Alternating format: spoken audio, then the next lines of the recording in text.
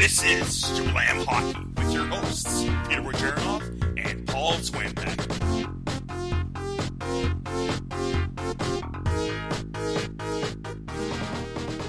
Welcome to Jablam Hockey, folks. I'm your host, Peter Bojarinoff.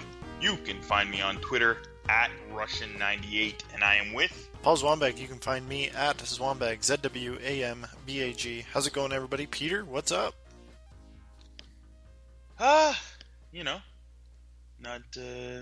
We're recording this obviously Wednesday night, one night earlier than we usually do because I'm working a little bit more this week. Not looking too good for your Penguins so far tonight. Oh well, that's too bad. Nope, they're getting stifled by the Senators' system. It happens to the best of us. Yeah. Again, nobody gave the Sens a chance, and they're doing fairly well. So we'll see how the rest of it goes so far. Let's get right into it then. Trending now. Have you seen them, Paul? Ville Leino's clothing designs? I have seen them, and I will not be purchasing any of his clothing. It is scary. Like, I don't know who wants to even look at this thing and people actually want to wear it. Wow. Whew. All right. Anyways, if you haven't seen, again, we're going to put this on our game notes. It's already out there on Twitter. I guess it's his clothing company. It's called Ville Leino, or Billebeino. We're going to have the website up, his website out there as well. So I guess he has a lot out there, but this one, it's called Jail. It's his art series. And he's quoted as saying, "One of my most professional works, playing in my third year in Buffalo with a long and big contract. Things weren't working with me and the team. I was getting a lot of pressure and heat. I felt trapped down. All I could do was get up every morning and go to work and try to make it work. This painting reflects those feelings that I was going through on that period of time." Man. It was a pretty rough period of time for Ville Leino. Yeah, getting paid, $7 a year? Yeah. It's pretty, that's rough, man. Playing in the NHL, greatest league in the world, and going to the best hotels and playing a sport that you love. And having about 30 people a day looking at you in a scrum saying, "What's wrong? What's wrong? What's happened? Why aren't you playing well?"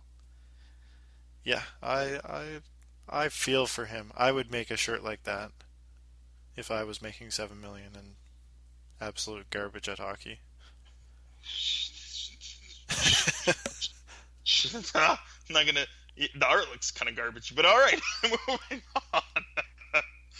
What else? All right. We also the Predators Anthem singer. He's also, as Puck Daddy would say, delusional. Did you hear about this as well? This guy is delusional, it sounds like. Yeah, he's upset that the country singers that are famous in Nashville are coming in and stealing his anthems. But doesn't this happen everywhere? Yeah. And he feels slighted. It makes him look bad. It makes him look real bad. You don't see this from anybody else, and finally Nashville gets to the Western Conference Finals, the furthest they've ever been in the playoffs. And this guy comes out and starts trolling them because they're getting famous people to come sing anthems, and that's what's happening around the league. I don't know. I don't get it. Like, he's telling the Predators, "I'm going to the papers. I'm going to the Tennessean. I'm going to tell them what you guys..." And then he does, and obviously, what do you expect? It's backlash on you, buddy. Like, who do you think you are? Yeah, you're a national anthem singer for the Nashville Predators. And that's fine.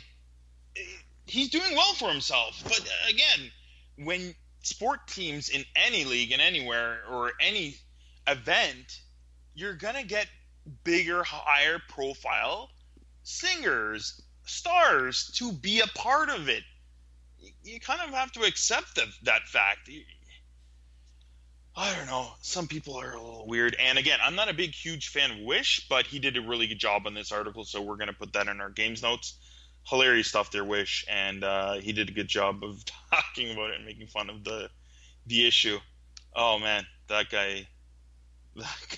Is he going to be back next year? He might not be, and I wouldn't be surprised either. I'm like, he really took it to the team, and I'm all with the team here on this side of things because you want the big stars because all your fans are paying the big bucks to see not just hockey, but it's an event. It's an event. It's an entertainment event, and you want the best. That's why you get the shirts, and you get the big names out there. You get the big names in other athletes and other stars, actors coming to the games more because it's playoffs. It's cool. I know Keith Urban. He's not. He's Australian, I believe, right? Maybe. Yeah, I think he might be. Maybe. Yeah. And Nicole Kidman. Apparently, that's his wife too. They were at the game, and great because they're there and their team's doing well and they're big fans. So great, the big names are coming there because the team's doing well. Feel good for the team that they're doing well. I don't know. What else? Moving on. Paul, what's going on with the IHF tournament?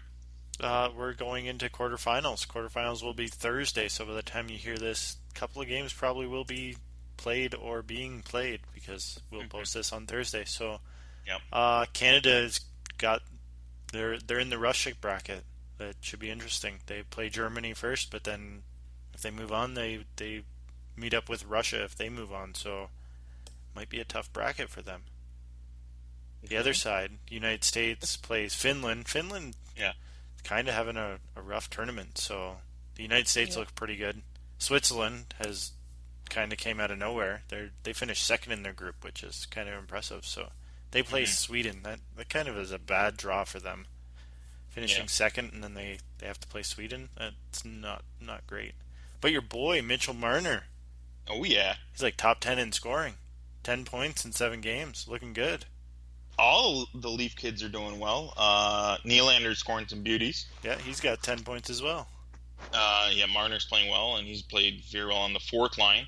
And as you were saying, the fourth line is pretty good, right? Yeah, Mitchell Marner, Braden Point, and Travis Konechny. That's a pretty solid fourth line. Who did Canada lose to? Was it Switzerland? I don't know off the top of my head. I think it was Switzerland. And 3-2 in overtime, yeah. The best players in that game was Marner for Canada and Fabrice Herzog, Maple Leaf prospect, 5th round a couple of years ago. He scored 2 huge goals and the winner in overtime. So, wow. But I think his Maple Leaf rights are up this summer. So I don't know if they're gonna keep him or if they're gonna lock him up or whatever. He might be still available, but again, he was always a long-term deal to see what they would do with him. But he looked pretty good in that game. A kid that is making a name for himself and might be coming back into the NHL. He might get a contract after this tournament. Stefan DaCosta, you remember him? Oh yes, the Senators defenseman. No, he's a forward.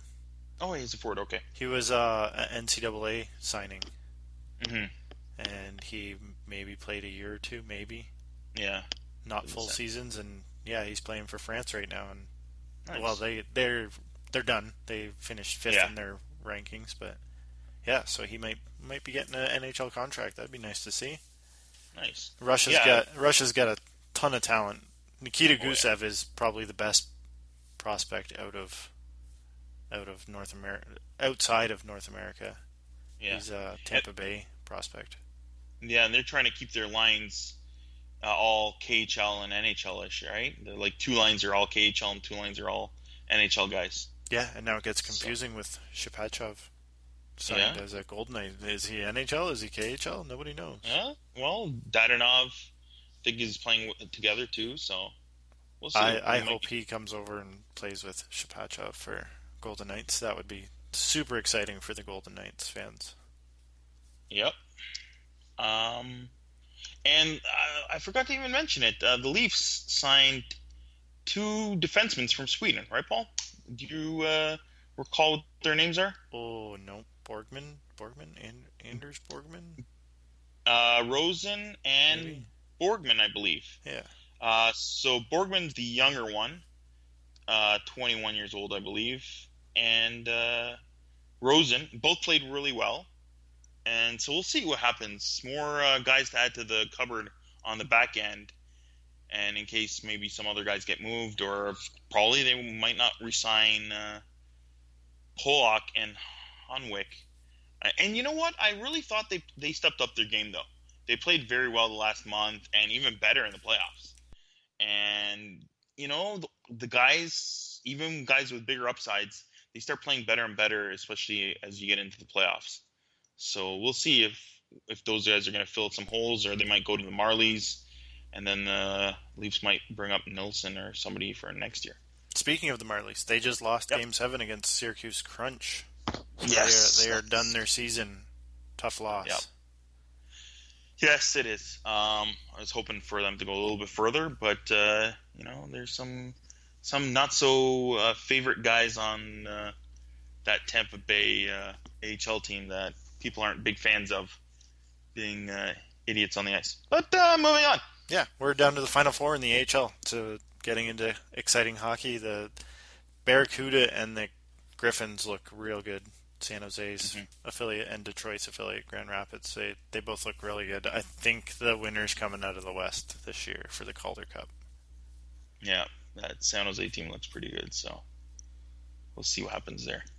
All right, time for this week's team ISO. This week we are isolating the Edmonton Oilers. Again, it's where we talk more detail about one specific team.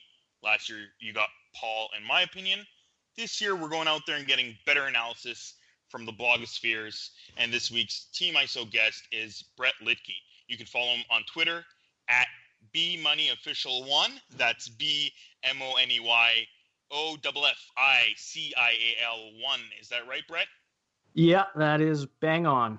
Perfect. And he's a writer at theoilersrig.com. Bret, how long have you been writing for them now? This was actually my first season. I've been around hockey my whole life. Played it, coach it, still play it. And then this year, a little bit of an opportunity opened up there and got in contact, took over the post games. So that's mainly what you'll find me doing over there. My role I do a few other articles, but post games that's my jam. Yeah, sweet. And what kind of coaching do you do? It was just minor hockey. Yeah. I like working with the kids. It's that's a really good way to, sometimes watching obviously on Twitter and whatnot gets a little volatile. So when you get to work with kids, it kind of puts you back at the base of the game, and it's the best. So sounds great. And again, we're gonna tweet your website and your Twitter account on at JablamHockey.com, as well as on our website. So we've got tons of questions about Oilers. We got lots of questions. Where do you want to start? We got good, we got bad, we got some off season. What would you like, Bret? Where do we want to start? I'm good with starting with. Let's start with the good. Okay. I think with the Oilers, that's probably the best feeling that you get coming out of this season. Good, even better than good. It was a great season, especially after 10, 11 years of just horrible hockey. Yeah. Finally, we got something to cheer about. Finally, we got something for this city to come alive. And, oh, man. Being here at Edmonton, it was fantastic. Even though it was only 2 rounds, it was a perfect taste of what to expect going forward. Oh, man, it's great. I'm already feeling goosebumps on my arm as we're talking about the Oilers back in the playoffs. I seriously have goosebumps right now. The amazing person that is Leon the Professional, as I like to call him, Draisaitl. How monstrously good was he? And he got better as the playoffs went along. You know, the thing with Draisaitl is he rode along with McDavid all year and on his wing. And I think that really helped him. When you play with McDavid, you play with an elite talent like that. McDavid's ability to see the game at his pace and how he understands and comprehends, it has to rub off, especially on a young player like Draisaitl. So in the playoffs, he had a little bit of a slow start. Couple games in, he wasn't doing much. Yeah. If you remember, he took that spearing penalty against the Sharks, and that was an ugly night even for him on Twitter. The entire team got roasted, but it seemed like that was his wake-up call. He came back, and he was just a man on fire. And, I mean, yeah, you don't want to go and get ahead of ourselves, but how can you not be excited when you see that play, especially against Anaheim? Big centerman, that's where I like him. I like him as a second center to McDavid, running his own line. He's almost McDavid's on another level, but Draisaitl is a very, very exciting not even a prospect, very exciting young player in these parts. Oh man, that line of the professional with Luch and the sleeping Russian, I don't know, they looked great to me. It was fun watching them. Next one, Talbot. How does he not get nominated for a Vezina? Is the Oilers defense that good that he doesn't get nominated for it? I don't get the correlation. No, well, the Oilers defense definitely improved. There's some stats I've seen pulled online that try to argue that it wasn't that improved. No, it was. But there's no denying Talbot was amazing, and he played a lot. Like, he played a work ton. That was a major story going with the Oilers all year long, is he playing too much? Is he playing too much? He really had to carry the load, especially when the monster Gustafsson got sent down after some atrocious games. Yeah. But and he had twins to start the year, so there was people that were very concerned that maybe that'll be too tough mentally. Now he's got to play this extreme volume of games. How's he going to hold up? Well, he did, and even if the defense was incredible, he still had to make the stops. He's such a calm goalie. He's focused. He's controlled in that net. He's not wild, so he conserves his movement. He makes maybe saves that wouldn't necessarily be routine look routine because his positioning is stellar. So definitely more credit to Talbot than the D, because he just had an amazing season. Why he doesn't get nominated for the Vezina, I'm not sure. But there was the guys that got nominated were great too. So yeah, that is true. All right, let's move a little bit to the bad. The situation that is Jordan Eberle. Where did he disappear to in the playoffs, at least? What a weird year for Eberle. I'm still trying to put it together. He started slow, didn't have much. He came on quite a bit at the end, and it was looking promising. And even when it seemed like he got paired with Nugent Hopkins, it seemed like some things were starting to click there again. And he had been demoted a couple times and sat a few times, and it seemed like, okay, going into the playoffs, he's going to have momentum. Yeah. And you know what? Even for the first couple games, he didn't score, but I thought, hey, here, look at his two-way game. He's definitely improved there. He's winning a lot of puck battles. I was at the first game. I actually thought he was not too bad. In the second game, I thought, okay. Then it just flatlined. Mm-hmm. I don't know what it is. It could be a confidence issue. The biggest thing, and he spoke about it recently, was his lack of finish. I don't know if he necessarily wasn't getting the same amount of chances as he normally does, but he certainly wasn't able to put the finish on it. And for a guy who his job is to score, that is his role completely. And you have a season where you only got 20 goals, which isn't, 20 goals is 20 goals. But for him, he should be getting more. Maybe it's a confidence thing. I think of one shift. It was in the Ducks series in that 7-0 blowout. Mm-hmm. He went out and just flat. And the very next shift, Slepyshev came out, and it was like watching. Exactly. Yeah. And so, I don't know. It strikes to me as someone who's just not feeling it, not feeling that confidence or that drive. Yeah, it's kind of odd because we used to, especially myself, I used to call him Eberle the clutch, and he pretty much this year was Eberle the unclutch. So yeah, that's probably the best way to put it. Yeah. So, do you think he gets moved? I don't know. I can't see it because his value is way too low. So I wouldn't move him at all until he at least starts playing a little bit better.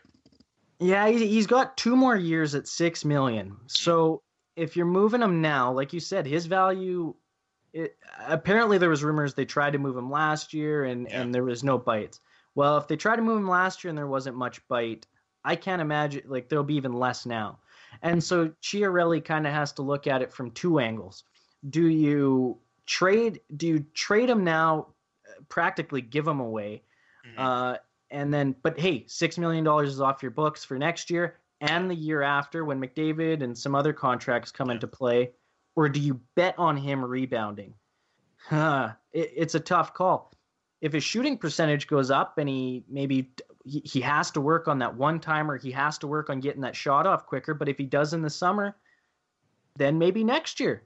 Then 1 year at $6 million is a bit easier to trade than 2 years at $6 million with a player on a downslide. Yeah, for sure. And then how do you think Chris Russell played? Like, is he going to be brought back? We'll ask you in a bit, but some think he's pretty good, and some people, especially analytics people, think he's awful. Where is he? Is he in the middle? That's where I would think. Even as like an observer, I wouldn't say I'm 100% stats. I'm not 100% I think a lot of people are like that, where you kind of take both sides of the argument and you kind of piece it together. I think he is somewhere in the middle. For a smaller defenseman, when he is defending on the boards, he's not bad. Like he's pretty good at the puck battles. The shot blocking, it's not even just that a lot of shots are coming his way. He's turned it into an art. I was skeptical about that before the season, but watching him, he knows how to time it, how to get in the way, how to do it safely. There's a reason why his shot blocking is so high. It's because he knows how to do it. Mm-hmm. But he tends to, like the zone entries by the other team, he leaves too much of a gap. So these teams are getting the zone just uncontested a lot when he's out there. And he's not a supreme passer. He's not really a puck mover. He doesn't have next to any offense. So, he's got some good assets. It helped that he played with Andrej Sekera. Sekera is a great defenseman. But, I mean, is he the worst defenseman? No. He's probably in an ideal team, a third pairing defenseman. That's where he should fit. But he did. I would say he did a respectable job on the second pair for the Oilers. Mm-hmm. So, do you think he might be brought back? What could be his cap hit? I think he, prior to the Sekera injury, I would have said no. Because I would have said, I think Chiarelli's going to let him walk because he's going to want 3.75, maybe even 4 million, which, for 2-3 years, that's too much for this team. Yeah. But now you're starting to see it online with some of the local media here reporting from the insiders that the Oilers are considering that. Like with the Sekera injury, we already knew that they liked Chris Russell. And so it looks like it's looking likely that they're going to bring him back. Mm-hmm. That scares me a bit. I like Chris Russell on a 1-year deal. I don't like Chris Russell on a 3-year deal, especially at 3.75 at all. I don't like that. But with the Sekera injury, that definitely makes it more likely than without it. Mm-hmm. You'd maybe want a lower term if you're expecting, because of the Sekera injury, if he's back November, December, then you'd still want to be able to move that contract. So it's a bit of a dilemma there. Exactly. And the reason why, I mean, maybe even the cap hit, you could go, okay, we could afford Russell at 3.5 for 3 more years because we are getting a discount on Larson and Clefbaum's contract is even a discount. So we're not spending a ton of money on the D. But Russell becomes sort of redundant after this year.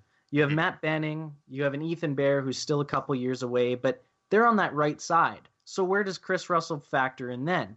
And you don't want to be paying a third pairing D $3.75 million. Sekera is still going to be here. So that's where I'm like, the term does, forget even the cap hit. Just where he fits doesn't even make sense. Mm-hmm. So, All right.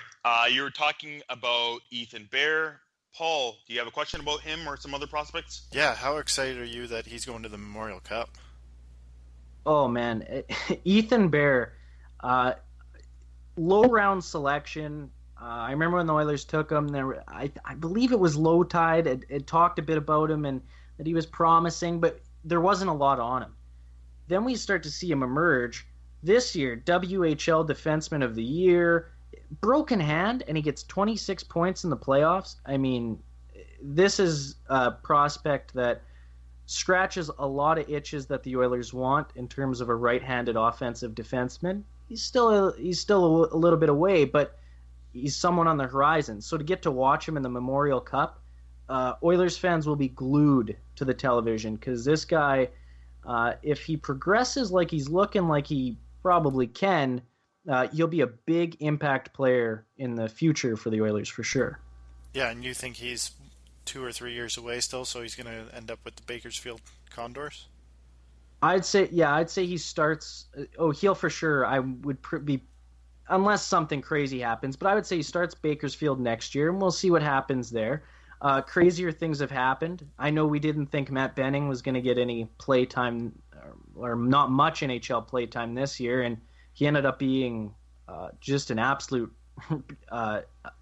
terrific defenseman for the Oilers this year. So you never really know, but I would say he could use a year and a half, in the AHL, really define his game and go from there. And who's going to be his tough competition to try and leapfrog over to make it to the NHL maybe a little bit quicker? Is Griffin Reinhart going to be an NHL defenseman next year? He might be, but he might be for the Vegas Golden Knights. He's someone who I think is probably the most likely to get claimed off of this Oilers team, especially if they go 7-3-1.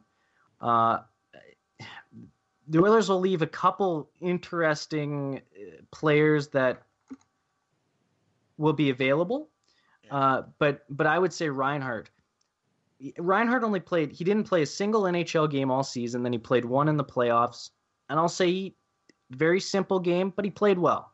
It was a blowout, so we didn't get a total evaluation. But from what Gary Fleming in Bakersfield says, he had a strong AHL season. He had a very strong AHL season. According to him, I think he quote, I might be misquoting him, but it was something like he only had 2 or 3 bad games all year. So that to me suggests that, yeah, he's probably is ready to take the step into a third pairing, defense. On this Oilers team with a Sekera injury, that could smell opportunity. But again, the expansion draft throws a big wrench into those plans. Yeah, pretty much everybody that we talk to when we team ISO is everybody's just no idea what's going to happen in the expansion draft, and I think that's around the league. Everybody's pretty pumped about the expansion draft and just what's going to happen, how many shakeups. There's so many different options that George McPhee can go with to build the Golden Knights. So, yeah, a lot of teams are kind of confused, but kind of have a game plan. But who knows what's going to happen? Let's get to the big prospect, Jesse Puljujärvi. Is this kid cracking under pressure, or is he just going to take a little bit longer than his nemesis or Patrick Laine, his countryman, and Austin Matthews? I don't think he can live up to those terms because those are pretty big shoes to fill. But what do you think of Puljujärvi? Puljujärvi, he played, I think it was 28 games to start the year with the Oilers, and he only had eight points, so he wasn't a dominating. He kind of looked a little bit confused, and he got sent down. Peter Chiarelli said in his end of the year presser the other day that he was frustrated, and he used that word a bunch of times. So I think that probably sums up the year for Puljujärvi from his perspective. Frustrated. Now we see him in the World Championships, and he's getting healthy scratched. And Ray Ferraro today on TSN 1260 said, maybe it's a strength thing. Maybe he watched him and he doesn't look 100% right. And maybe this bubbles down to a young player, had his confidence rattled a little bit. I thought he had a really good, strong finish to the year in the AHL. From every report out of there, every time he touched the puck, he was an offensive threat. But maybe to Puljujärvi, maybe he put too much pressure on himself to, like I said, look at Laine. And maybe he thought that could have been him, and I should be there. But I think the Oilers played it the right way. Sent him to the AHL. I think he had a good, productive close. He might not feel that way, but from an objective point of view, I think he did. And the bottom line is he's got a lot of up arrows on this team. Most likely, if he's not playing on a line with Connor McDavid somewhere in the future, he's at least going to be playing on that power play. And if Mark Letestu can score as much as he did on that power play with Connor McDavid, Jesse Puljujarvi, who has a wicked shot, should be able to do the same. And that alone should help produce some confidence when he gets scoring. And then, maybe the rest of the game can kind of come together as he learns. But I wouldn't write him off yet. I think there's a lot of positivity in Puljujarvi's game still. And especially if the Oilers decide to go with a 1-2 punch of McDavid and Draisaitl and make Draisaitl a second-line center, then he's got either McDavid playing his pivot point or Draisaitl. So that's a pretty good situation to be in for Puljujarvi to grow. Another kid I'm really excited about is Tyler Benson. Can he stay healthy for a full season? Well, it's interesting. His injury, when I was reading earlier this year, they called it a sports hernia, and then they had said, maybe it was something else. I had a similar injury, not last summer, the summer before, where I got diagnosed with a sports hernia, and I did have one, but it was really this joint. It's this connecting joint in your pelvis. It's small, but you can inflame it. Hockey, doing stairs, that's how I did it. And that took months of inactivity to heal. It was the most frustrating injury I've ever had. And I'm pretty sure from what I've read and what I'm pick apart online, it's kind of hard to see that that's what he's had. So if he's been trying to recover from this and maybe rushing back a little bit, trying to play hockey, it doesn't get better. It just gets worse, and it's a horrible feeling. Your entire lower body goes out of proportion. So in terms of health, that's a mystery. I hope they're treating it right, and they did this last little bit here where inactivity, let it rest, let it heal. Because this prospect, when he's playing, he can score. Like, you look at his numbers, and you're like, holy crow, this guy's got something. But, I mean, that injury, just from personal experience and from what you'll read, it's not an easy one to recover from. And so you kind of just hope. It's almost like a hope. Like, just put your hands to the sky and plead that, it doesn't get inflamed again or anything like that. If he is playing with an injury or has been playing with that lingering injury and he's putting up 28 points in 30 games and 42 points in 33 games the past 2 seasons, what's he going to do when he is healthy? He's going to be a 1.5 per game, maybe a 2 point per game guy in the WHL next year? Exactly. He's a tantalizing, like, those numbers are, there's something there. There's a player there. And so you just kind of hope, you can't help but wonder, what if this guy stays healthy? They shut him down. I hope that it was the right recipe. I hope that he got the right therapy, and, he comes back next year and they've got a solid plan so this doesn't happen again, because it will just happen again and again and again until it's properly dealt with. But like you said, those numbers, there's something there. There's a player there, I think. Yeah, for sure. Let's go. Big news out of the goaltender prospects pool of the Oilers. Dylan Wells signs his 3-year entry-level contract. Dylan Wells also had a pretty big month. He scored his first goal from the Tenders net, so that was pretty exciting for the Peterborough Petes. Yeah, and the Oilers seem to have, they went from having, they couldn't get a goaltender. We were going through Ben Scrivens, Victor Fast, to, now we have Cam Talbot. Lauren Brossoit had stepped in and provided, I thought, pretty good backup. You got Nick Ellis down there in Bakersfield, who had a strong season, and now you have another prospect, Dylan Wells, another good signing, in my opinion, by Peter Chiarelli. And suddenly you got a pretty decent pool of goaltenders here. It looked like in the playoffs, Dylan Wells just had a fantastic playoffs. So with the Petes, so hey, it's more goaltending depth, which is very welcome around these parts. Cool. And before we leave you, we'll finish off with some summer moves that they're going to need to make. What number are you looking at them with Draisaitl? Re-signing him? How long? I think the Oilers are going to go term. I think they're going to offer him a lot. You're not going to see a bridge deal here, I don't think. Because in my opinion, Draisaitl's only going to get better. So you sign him now. I would expect something in the neighborhood of $7 million, and don't be surprised if it's as high as 8 years. The Oilers are going to do everything they can to keep him. And so that's where I would say Right. probably 7 million 8 years. That's probably a safe ballpark. So you still have a bit of cap to spend. Rumors are flying. Is TJ Oshie one of those guys to fill up the cap and be on one of the top two lines? Only if Eberle went. If Eberle went, then there'd be that opening. If Eberle doesn't go, though, I don't see it as a fit. I think Peter Chiarelli, I don't know if he's going to be too active with the UFAs. I really don't.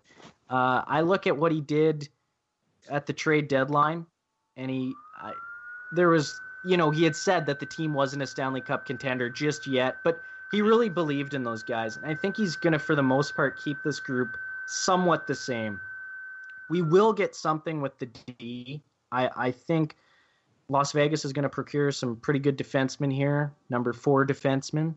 And that's where even another prospect for the Oilers, Caleb Jones, he might be used as a bait to get something out of Vegas in terms of that. So maybe a Petrovic, maybe a Pysyk, maybe even a Matt Dumba, something along those lines. That right side will be solidified. That's what I think. But in terms of UFA, Chiarelli, in my opinion, would probably just bank on Eberle rebounding. Cool. All right. Bret, thanks for coming on the show. And again, you can find him on Twitter at BMoneyOfficial1. Thanks for coming on the show, Bret. Thanks so much, guys. Anytime. Talk to you later. Playoff matchups. Third round, Paul. First, let's talk about Senators versus Pens. Last night, was it already last night? Yeah, it was last night. That was wild. The whole Gino and Phil and Phil's temper tantrums, you could say. They were both pretty angry on the bench. Yeah, showing a little bit of emotion. This is what the Senators do to teams. They drive teams crazy with their 1-3-1 sit back and wait for teams to make mistakes. Mm-hmm. And the Penguins' speed game is being tampered with mightily with Guy Boucher's system. It's not working out so well. I was telling you before, it was hilarious watching Malkin and Kessel and the way they were acting, and they ended up scoring the game winner with a nice pass and a beautiful block shot by Kessel. It was hilarious. I was calling them the odd couple as soon as they started yelling. It'd be crazy. It would be hilarious if somebody could make one of those gifs where they put the heads of guys on them, and it would be those two on the odd couple instead of Felix and Oscar. It'd be just hilarious. You could make a TV show with just those two guys almost. Yeah, they are comical, and Kessel's kind of replaced James Neal in that sense. I don't think James Neal and Malkin ever really got heated at each other during a game or on the bench or anything, but these two, they demand the puck, and having them play together is kind of interesting. Yep. And we didn't see it last year because the HPK line could not be broken up, and I don't know why we haven't gone back to that. Maybe because Hagelin hasn't been himself, but why not try and rekindle that HPK line? Yeah, it's tough, and I even wrote up what we were going to be talking about before today. Actually, yeah, the last time it was 2 days ago. Because we're going to talk about a little bit of those two, but also the injuries, and it's not working too well tonight so far for them. But yeah, Hornqvist is out, Schultz is out. Guys are banged up too, right? Hagelin, you mentioned, Daly is playing, and there's probably a lot of other guys that aren't 100% for the Penguins. And yeah, missing out our top two guys, Letang and Schultz, and then Daly maybe playing at 50%, maybe. And yeah, a lot of guys are playing that way, but the Penguins dressed 7 guys against the Senators in Game 3. 7 defensemen. So they knew something wasn't right with Daly, and they weren't even sure he'd be able to finish the game. So he's definitely more banged up than normal. Yeah. I barely even noticed him on the ice when he's there, and he's maybe a step behind. So I had a feeling that might hurt the Penguins, and it is looking like it so far. with that defensive formation that the Sens are playing, and too many injuries and banged up guys on the pen. So not looking too good right now. No, and their additions of Ron Hainsey and Mark Streit, yeah, it's defensive depth, but it was supposed to be defensive depth for a 5-6 guy, not a 3-4 guy. Those guys are playing 3s and 4s now. It's not a good ask for them. So Mark Streit looks slow. It makes sense. He hasn't played in 3 weeks, real hard hockey. So he looks a step behind tonight on game 3.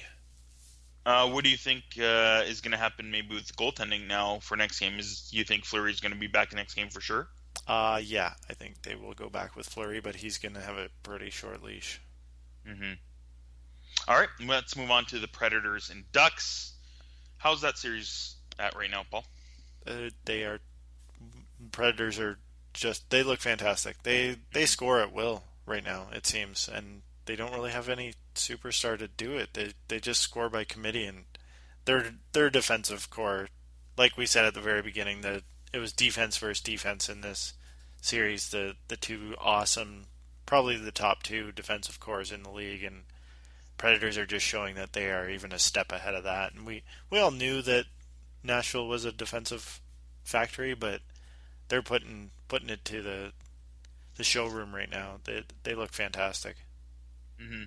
A lot of people are talking about sometimes you got to wait on defensemen to grow and develop, like a Schultz. Edmonton moving on for him and playing for Pittsburgh a lot better now.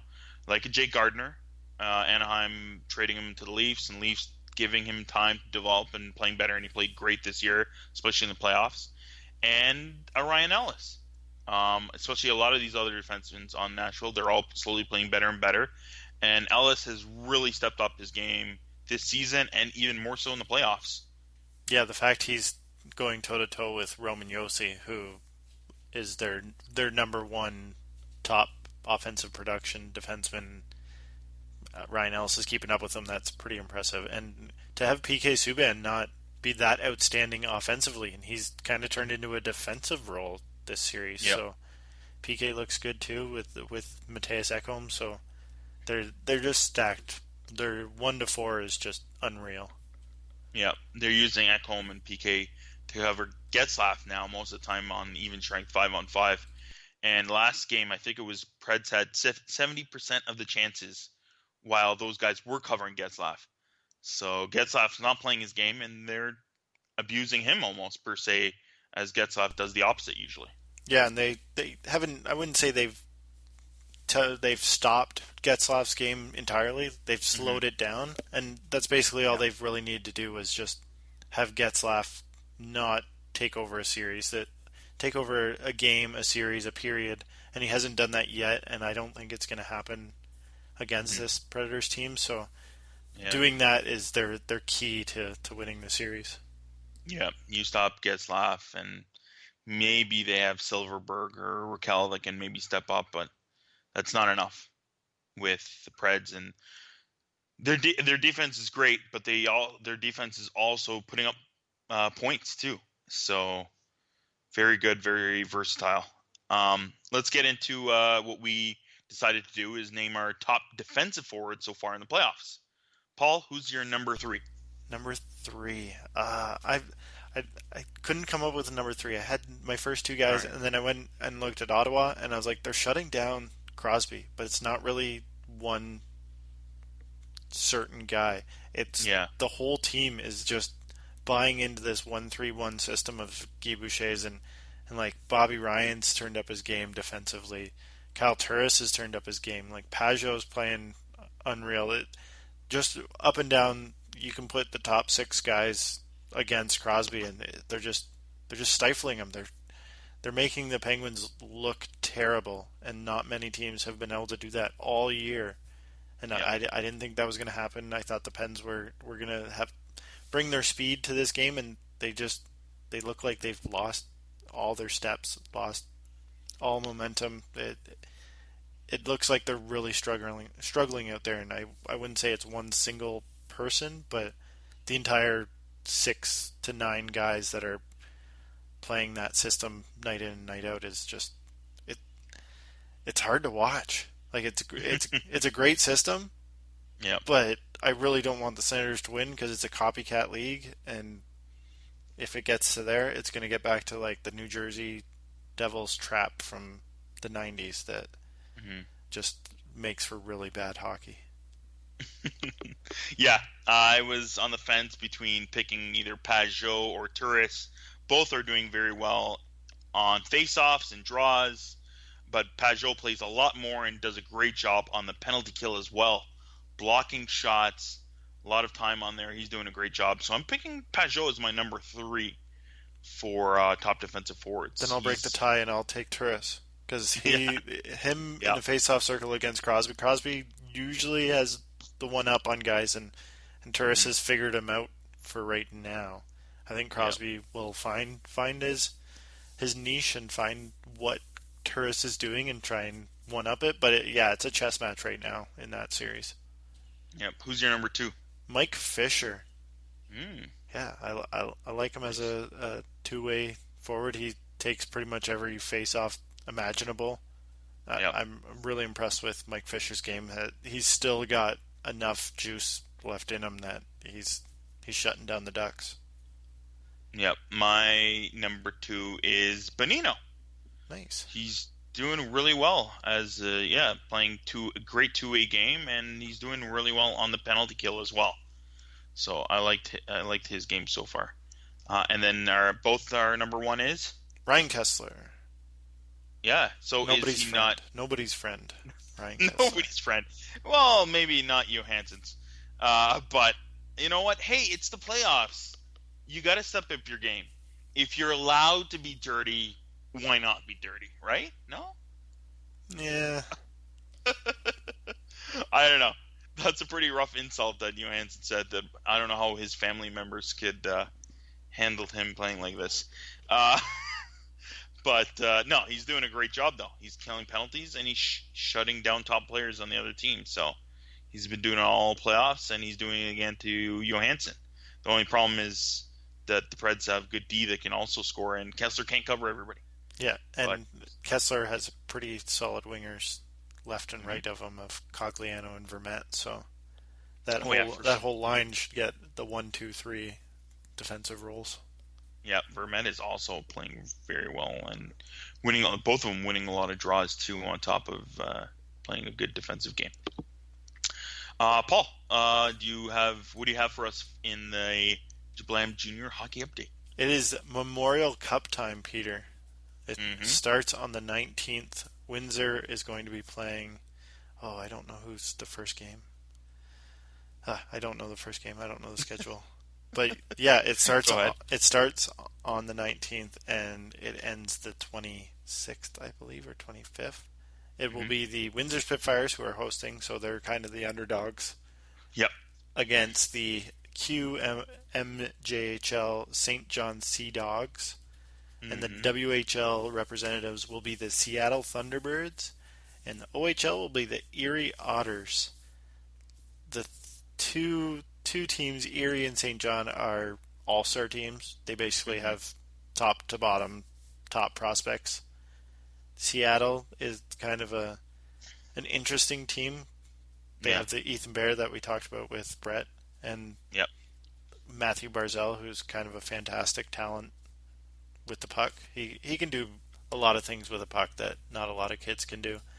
The Windsor Spitfires are going to be interesting. They have 2 draft-eligible kids, Gabe Velarde, who's probably a top 5 pick in the draft this year, and then Michael DiPietro in net, that they're going to be playing for trying to impress the scouts one last time. They kind of fell short in the playoffs in the OHL, and they'll want to put a good taste in the scouts' mouths, especially DiPietro.